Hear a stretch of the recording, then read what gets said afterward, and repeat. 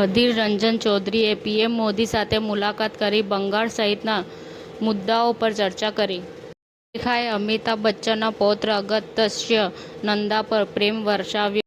મોડાસામાં સીએને શેર બજારમાં ઊંચા વળતરના નામે 24.73 લાખ સાયબર ગેંગે ઠગી લેતા સાયબર ક્રાઇમે એકને દબોચ્યો. બાંગ્લાદેશના ભૂતપૂર્વ વડાપ્રધાન ખાલિદા ઝિયાનું 80 વર્ષની વયે અવસાન થયું. પ્રિયંકા ગાંધીના પુત્ર રેહાન વાડ્રાની સગાઈ દિલ્હીની છોકરી સાથે થઈ ગઈ છે. આમિર ખાનના ભત્રીજા ઇમરાન ખાને નિવેદન આપ્યું છે કે આમિર ખાનની ખ્યાતિ તેમની પોતાની નથી.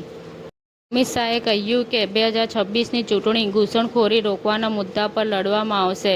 તે રાષ્ટ્રીય સુરક્ષાનો વિષય છે. શામળાજીમાં યુપીનો વિરેન્દ્ર ખટીર 3 પિસ્તોલ અને 18 કારતૂસ સાથે અમદાવાદમાં લૂંટ કરવા નીકળ્યો, પોલીસે દબોચ્યો.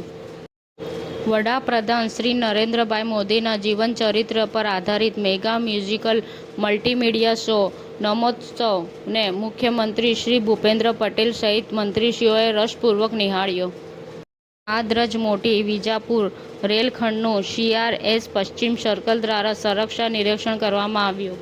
એપીએમસી વિજાપુરમાં માલ પરિવહન માટે રેલવે સુવિધાઓના ઉપયોગને પ્રોત્સાહન આપવા બેઠકનું આયોજન.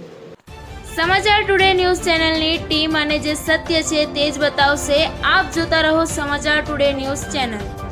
ગુજરાતની ધરતીનું ગુજરાતીઓ માટે જ, એટલે કે સમાચાર ટુડે ન્યૂઝ.